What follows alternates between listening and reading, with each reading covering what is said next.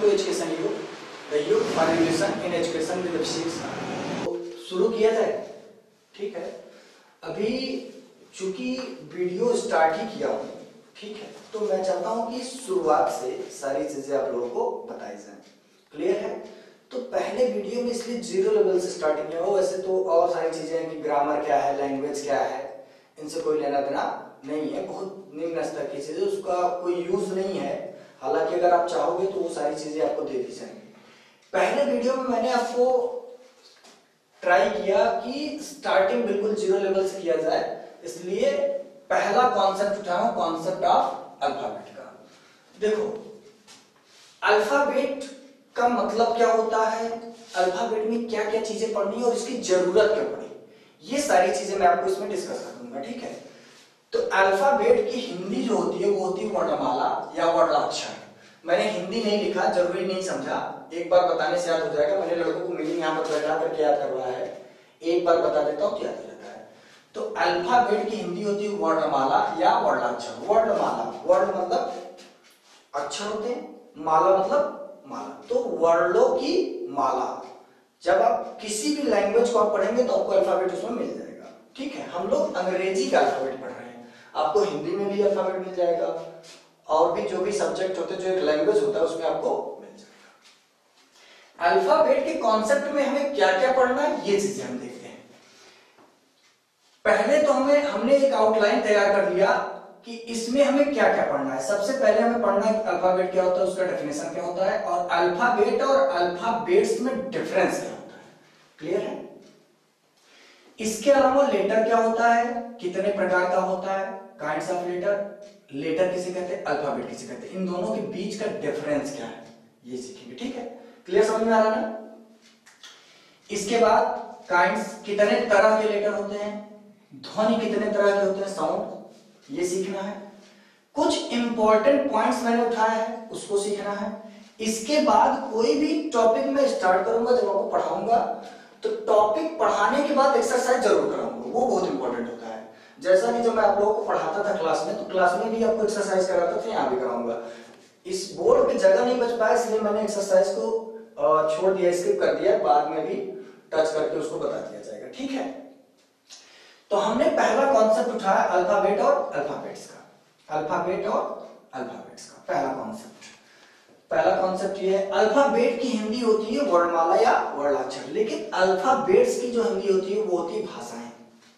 इस तरह के कई वर्ड होते हैं जिनका सिंगुलर से प्लूरल बनाते हैं, उनकी मीनिंग चेंज हो जाती है। मैंने आपको बताया, गुड मतलब अच्छा, गुड्स मतलब होता है सामान। जो लड़के ऑनलाइन वीडियो देखेंगे वो वीडियो को पॉज कर लेंगे थोड़ी देर के लिए, उसके बाद आप लोग देख लेंगे कि मैं क्या मीनिंग बता रहा हूं, उसको लिख लें, ठीक है। इसी तरह से वुड, वुड का वुड्स, वुड मतलब होता है लकड़ी, वुड्स मतलब होता है जंगल। वाटर मतलब होता है पानी, वाटर्स मतलब होता है समुद्र। सैंड मतलब होता है बालू, और सैंड्स मतलब होता है रेगिस्तान, ठीक है, इस तरह से। इसके अलावा हम बात करें अगर अल्फाबेट की, ये तो मैंने इसका थोड़ा सा एग्जांपल आपको और दे दिया ताकि आप समझ लें कि जब सिंगुलर से प्लूरल होता है तो मीनिंग कैसे चेंज हो जाता है, ठीक है। ये सारी चीजें जब मैं इंटर का इंग्लिश पढ़ा रहा था तो नाउ में साथ डिस्कस किया था, ठीक है। इसके अलावा अल्फाबेट, अल्फाबेट क्या है, ए से लेकर के जेड तक के जो लेटर होते हैं उनका जो समूह होता है। अभी डिफिनेशन के थ्रू ये ज्यादा अच्छे समझ में आएगा। ए से लेकर जेड तक, अगर मैं ए बी सी की बात करूं तो नहीं, पूरा ए से लेकर कहां तक, जेड तक, यानी A B C D E F, last में कहा एक्स वाई जेड तक। पूरी बात अगर हम ए टू जेड की करते तो वो क्या कहलाएगा, अल्फाबेट। जरा डेफिनेशन देखिए, अल्फाबेट का डेफिनेशन क्या है। डेफिनेशन मतलब होता है परिभाषा। An alphabet is the collection of all the letters. क्या बोला है, an alphabet is the collection of all the letters. कह रहा है कि जो अल्फाबेट होता है यानी वर्णमाला जो होता है वो क्या होता है, सभी अक्षरों का समूह होता है। कलेक्शन मतलब समूह, तो जो अल्फाबेट होता है वो क्या होता है, अक्षरों का समूह होता है। क्लियर हो रहा है? एग्जाम्पल में मैंने पहले ही बता दिया, ए से लेकर के जेड तक, ठीक। दूसरा पॉइंट मैंने लिखा था लेटर और अल्फाबेट दोनों के बीच का डिफरेंस, लेटर और अल्फाबेट। देखिए जरा ABCDEF कुछ भी आप लिख रहे हैं, तो अगर हम यहां पर देखिए x क्या है, एक लेटर है, y क्या है, लेटर है, ठीक है। जैसे मैंने लिखा एप्पल बनाना, तो इस एप्पल में ए क्या है, लेटर है, ए एक अल्फाबेट नहीं है। ध्यान देंगे लड़की, ए क्या है, ए एक लेटर है। जबकि अल्फाबेट की बात हम करेंगे तो ए से लेकर के जेड तक पूरा का पूरा आएगा। और हम अगर लेटर की बात करेंगे तो ए भी एक लेटर है, पी एक लेटर है, ये वाला पी एक लेटर है, एल लेटर है, ई लेटर है। इसी तरह से बनाना में एक एक लेटर का कॉन्सेप्ट बना हुआ है, ठीक। ए इज नॉट अल्फाबेट, इस शब्द में ए एक अल्फाबेट नहीं है। यही तो बताया कि भाई इस शब्द में जो एप्पल लिखा है इसमें ए अल्फाबेट नहीं है, बी अल्फाबेट नहीं है, ये सब अलग अलग क्या है, लेटर है। अल्फाबेट जैसे ही बोलोगे, जब आप बोलोगे कि अल्फाबेट की हम बात करें, अल्फाबेट का मतलब हो गया सीधे सीधे ए टू जेड, सारे सब अक्षरों का समूह, ठीक है। चलो इसके अलावा आप देखें, अब अगर हम लेटर का डेफिनेशन बनाएं, लेटर का डेफिनेशन मैं सिखाना चाहूंगा थोड़ा सा। एक सेंटेंस मैंने यहीं पे कहीं लिखा है,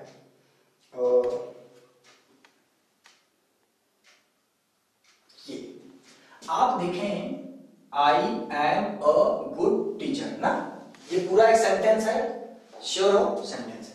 अच्छा ये बताओ, ये एक सेंटेंस है, तो सेंटेंस बना किससे है, शब्दों से, क्लियर है, शब्दों से बना है ना, यानी वर्ड्स। जब हमने लिखा, मैं यहीं पे थोड़ा सा लिख के दिखाता हूं, सेंटेंस, सेंटेंस हमने लिखा तो हमें किसकी जरूरत पड़ी, वर्ड की, वर्ड की जरूरत पड़ी। अच्छा वर्ड लिखने के लिए किसकी जरूरत पड़ी, लेटर की। अच्छा ये बताओ, लेटर लिखने के लिए भी किसी चीज की जरूरत पड़ी क्या, नहीं।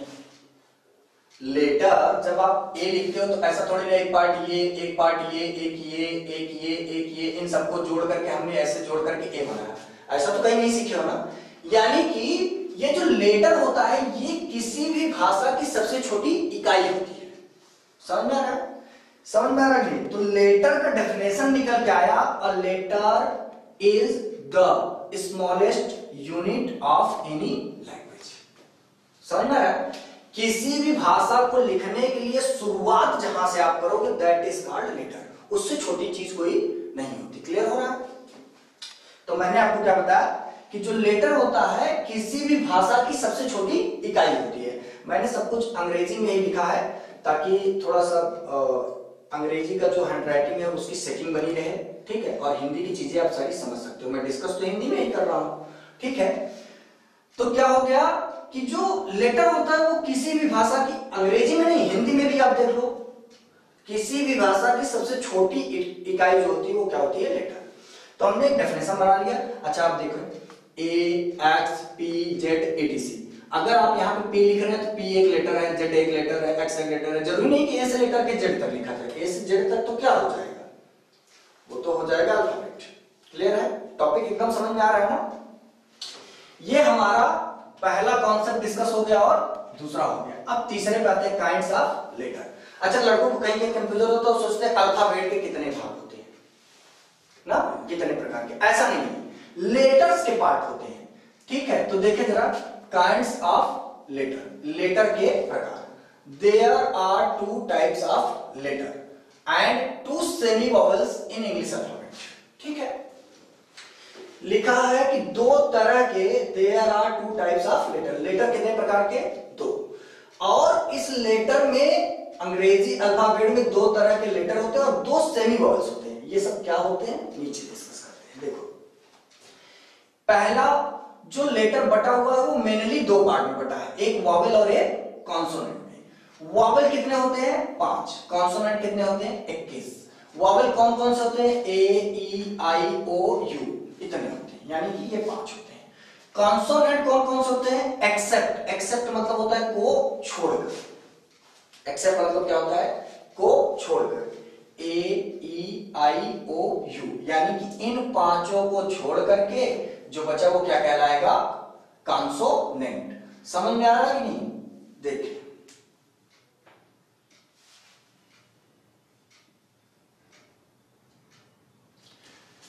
वॉवेल्स कितने हो गए, दो पार्ट है लेटर के दो पार्ट, एक वॉवेल एक कॉन्सोनेंट। वॉवेल की हिंदी होती है स्वर, कॉन्सोनेंट की हिंदी होती है व्यंजन। वॉवेल कितने? 5, कॉन्सोनेंट कितने? 21। वॉवेल कौन कौन से? ए, ई, आई, ओ, यू। और कॉन्सोनेंट इन्हीं पांचों को छोड़ करके जो 21 लेटर बचेंगे वो क्या कहलाएंगे? कॉन्सोनेंट। क्लियर है? अब आते हैं अगले कॉन्सेप्ट पे। अगला कॉन्सेप्ट क्या है? सेमी वॉवेल्स का। यहां से देखें, अंग्रेजी अल्फाबेट में 2 सेमी वॉवेल्स होते हैं, यानी कि सेमी वॉवेल्स की हिंदी होती है अर्ध स्वर। हिंदी क्या होती है?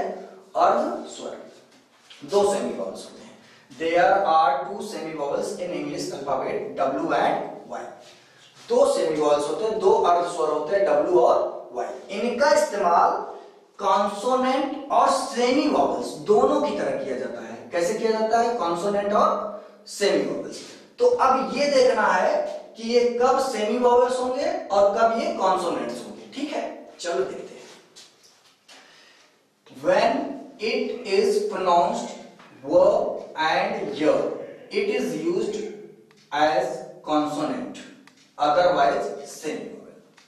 फिर से देखें, when it is pronounced w and y, it is used as consonant, otherwise semi vowels। कह रहा है कि W, अच्छा ये बताओ W को जो हम लिखते हैं तो W का प्रोनाउंसिएशन क्या करते हैं? वो। और Y का प्रोनाउंसिएशन क्या करते हैं? य। अगर हम किसी भी वर्ड को लिख रहे हैं, कोई भी शब्द हम लिख रहे हैं, उसमें अगर W आ गया या Y आ गया और अगर उसका प्रोनाउंसिएशन करते समय वो य आता है, तब तो वो कैसे काम करेगा? कॉन्सोनेंट की तरह। अगर उसको पढ़ते समय वो और यह नहीं पढ़ा जा रहा है, तब वो कैसे काम करेगा? सेमी वॉवेल्स की तरह। क्लियर हो रहा है? देखते हैं, कुछ एग्जांपल देखते हैं। वर्क। वर्क देखो, इसका प्रोनाउंसिएशन जब आप करते हो तो वर्क, वो बोल रहे हो, W आया है, W के लिए प्रोनाउंसिएशन हमने वो किया, वो कर दिया। जब इसका प्रोनाउंसिएशन वो आ गया तो ये कैसे यूज हुआ? कॉन्सोनेंट की तरह। समझ में आ रहा है? क्लियर है? वाल, वो आ गया कॉन्सोनेंट। वॉच, वो आ गया कॉन्सोनेंट। यंग, अब यहां पर यह आ गया कॉन्सोनेंट। Yellow consonant. ट्राई, ध्यान से देखें ट्राई।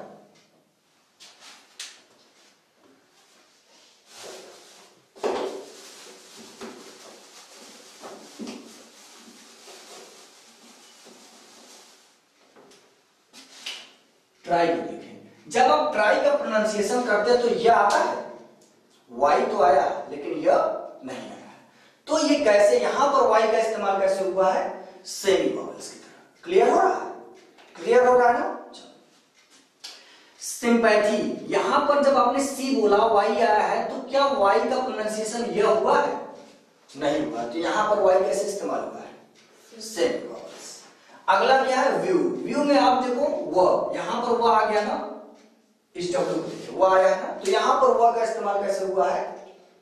कॉन्सोनेंट की तरह। अगला क्या है? हाउ। हाउ की जब आप बात करते हैं, ऊ आ रहा है, वो नहीं आ रहा है, तो वो कैसे हुआ है? सेमी वॉवेल्स की तरह। क्लियर, समझ में आ रहा है? वीडियो देखते समय आप लोग वीडियो को थोड़ी देर के लिए पॉज कर लेना, आराम आराम से पढ़ना, रिवाइज करके पढ़ना, तो आपको ज्यादा समझ में आएगा। एक बार में चीजें क्लियर नहीं होती। Practice makes man perfect. ठीक है, मैंने एक नोट लिखा है छोटा सा, इन 95% केसेस, 95% केसेस में क्या होता है, यहां पर लड़की वीडियो को पॉज करके ही देखेंगे, मैंने लिखा नहीं है, जगह नहीं था इसलिए लिखा नहीं है। 95% केसेस में क्या होता है, अगर W और Y किसी भी शब्द के शुरुआत में आ जाए, ध्यान से सुने, W और Y किसी भी शब्द के शुरुआत में अगर आते हैं तो वो कॉन्सोनेंट की तरह ही काम करेंगे, वो सेमी वॉवेल्स की तरह काम नहीं करेंगे। ये पहचानने का एक शॉर्ट तरीका है। ठीक है, कि जब W और Y किसी भी शब्द के शुरुआत में, ज्यादातर 95% केस मैंने बोला, जैसे यहाँ W देखो लास्ट में आया लेकिन ये फिर भी कॉन्सोनेंट की तरह काम कर रहा है, इसलिए मैंने 100% नहीं बोला। ठीक है, लेकिन जहां देखो आप W यहां पर आए, यहां पर आए, यहां पर सब जगह पहले आए और कॉन्सोनेंट की तरह काम कर रहा है ना, तो इसलिए मैंने बता दिया कि 95% केसेस में जो W और Y है, अगर वो किसी भी शब्द के शुरुआत में आ रहे हैं तो वो कैसे काम करेंगे? कॉन्सोनेंट की तरह। ये हो गया।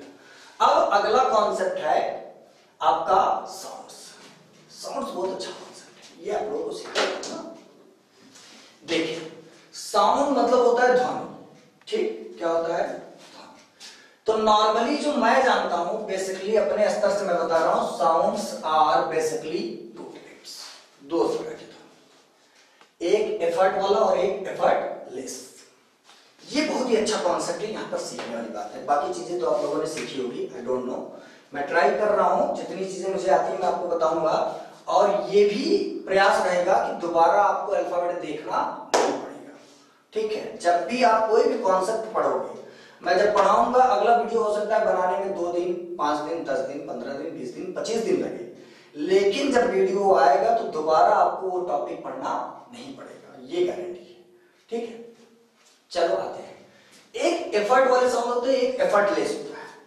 देखो एफर्ट क्या होता है और एफर्टलेस क्या होता है। इनकी जब हमने वोवेल और कॉन्सोनेंट पढ़ा, चलो 26 अक्षर थे, 26 अक्षर की हमें जरूरत थी, हमने पढ़ा, इसमें उसको बंटवारा करने की क्या जरूरत थी कि चलो यार उसको वोवेल में बांट देते, उसको कॉन्सोनेंट में, जरूरत नहीं थी, जरूरत थी क्या थी, देखो जब भी आप वोवेल का इस्तेमाल करते हो तो वोवेल का प्रोनाउंसिएशन जो आता है वो हिंदी का भी वोवेल ही आता है।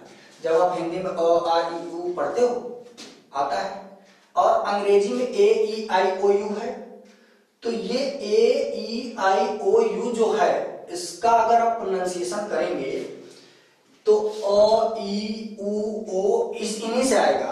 अब देखो ध्यान से जरा समझना कि जब आप इन सब शब्दों को बोलते हैं, अ ए ई उ बोलते हैं ना, तो आपको एफर्ट नहीं करना पड़ता, प्रयास नहीं करना पड़ता, समझ में आ रहा है। जैसे जब आपको चोट लगती है, मैंने लिखा व्हेन वी गॉट स्ट्रक, हमें जब चोट लगती है तो आप किसका प्रयोग करते हैं, कॉन्सोनेंट का करते हैं, नहीं, आप बोलते हैं के पी से बोलते हैं आ उ। जब चोट लगता है तो एक एक्सप्रेशन आता है ना, तो वो कौन सा आता है, एफर्टलेस आता है, ऐसा साउंड आता है जिसमें प्रयास नहीं करना पड़ता, मेहनत नहीं करना पड़ता।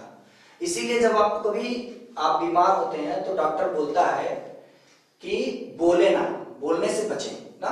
क्यों बोलता है, क्योंकि जब आप बोलेंगे, अगर इस तरह के साउंड की आप एफर्ट वाली साउंड यूज कर रहे हैं, बी सी डी इस तरह का, तो उसमें आपको प्रयास करना पड़ेगा, और वही चीज आपको मना होता है, उस टाइम पे आपको बोला नहीं जाना है, ठीक है। तो उस समय आप नहीं बोलते, लेकिन जब आपको कभी चोट लगती है तो आपके मुंह से कौन सा शब्द निकलता है, एफर्ट वाला या एफर्टलेस, एफर्टलेस, ऐसा शब्द निकलता है जिसमें आपको प्रयास नहीं करना पड़ता। और आप ध्यान से देखेंगे तो जब आप वोवेल बोलते हैं तो आपका टंग, टिथ, बोट काम नहीं करता, लेकिन जब आप कॉन्सोनेंट बोलते हैं, जैसे आप बोलो पी, पी बोलोगे तो दांत, मुंह सब, मतलब कि होठ, दांत और टंग सब काम करेगा। लेकिन आप ओ बोलो,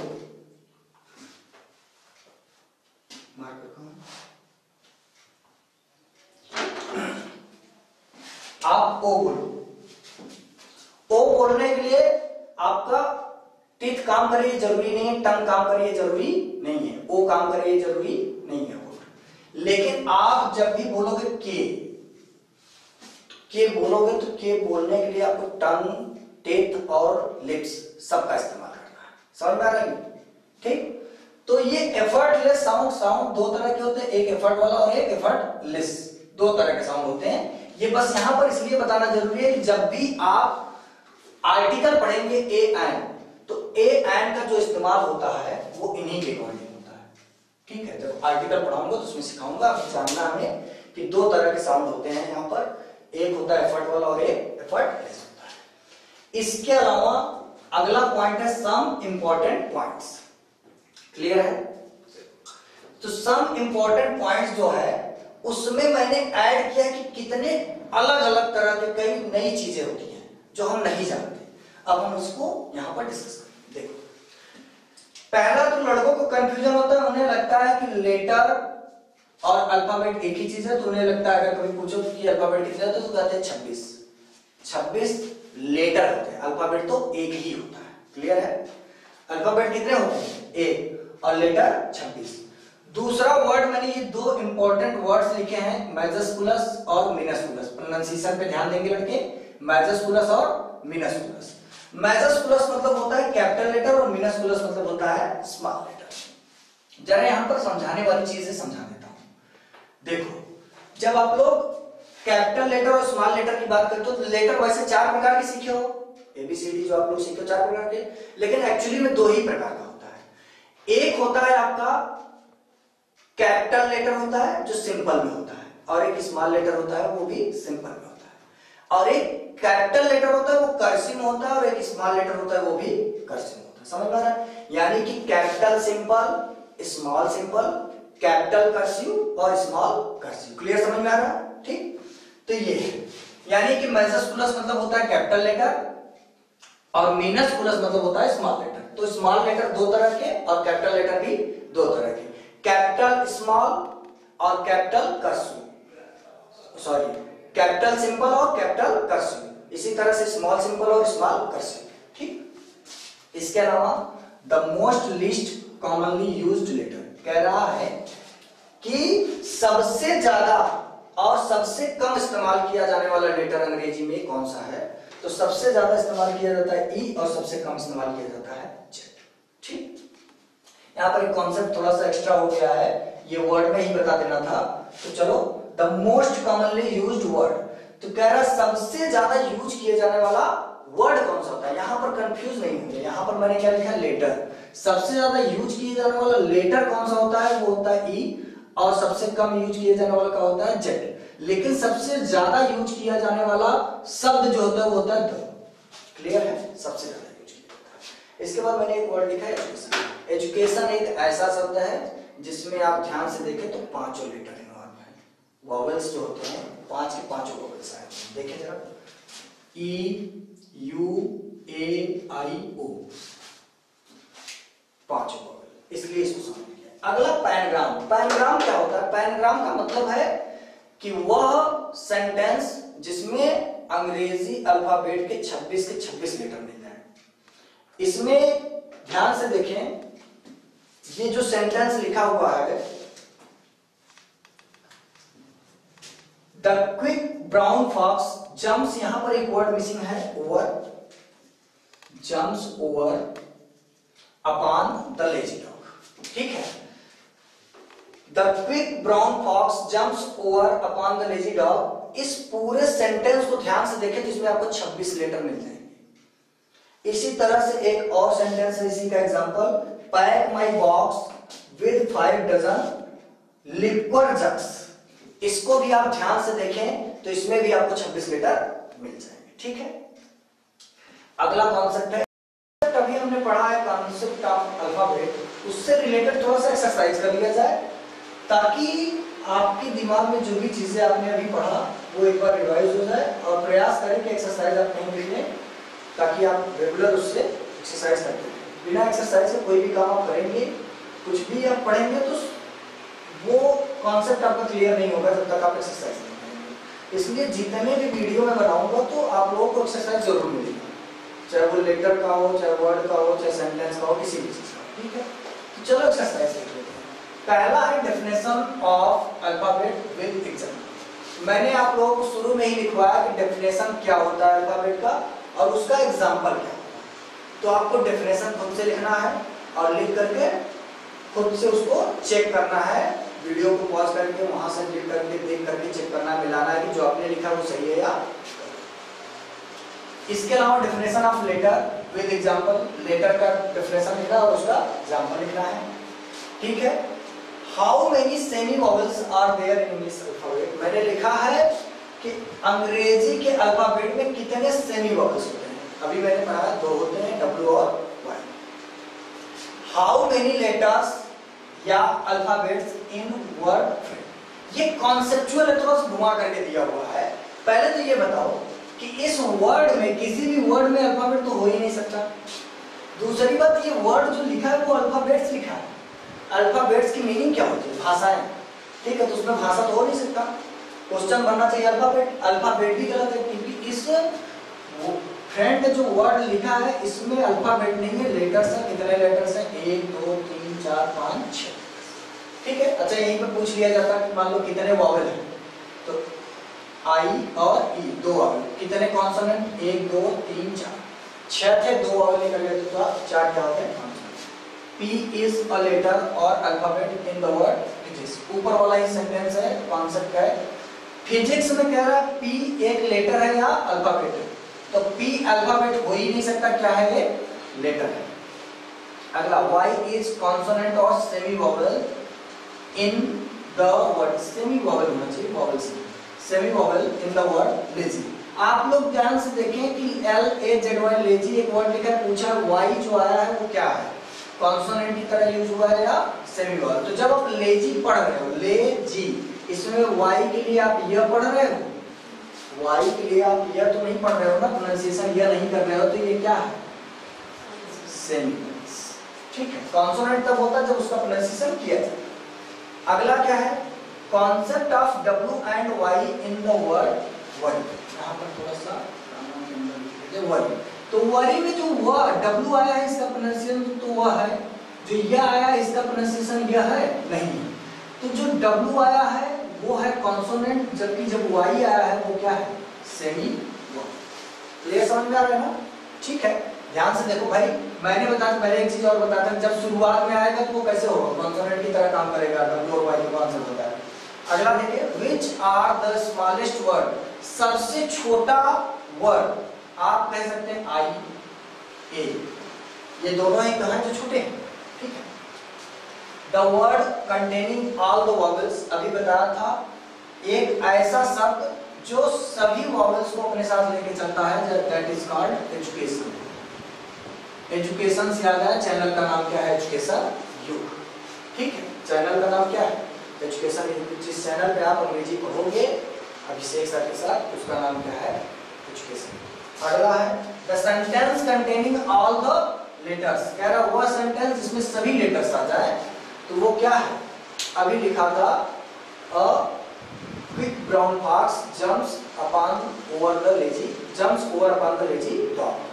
तो वो है, ये सारी चीजें आपको एक्सरसाइज एक बार पढ़ना है, ठीक है, और पढ़ने के बाद उसको खुद से करना है। एक्सरसाइज आप पढ़िए, खुद से करिए, तभी हो पाएगा। जब तक आप एक्सरसाइज नहीं करेंगे आपके अंदर सुधार नहीं होगा, ठीक है। एक्सरसाइज करते रहिए, बाकी नेक्स्ट वीडियो में हम लोग सीखेंगे, अगला वीडियो जो भी होगा। ठीक, तो स्टूडेंट्स आपका अल्फाबेट का कॉन्सेप्ट पूरा खत्म हो गया है। नेक्स्ट वीडियो में हम लोग सीखेंगे कॉन्सेप्ट ऑफ वर्ड।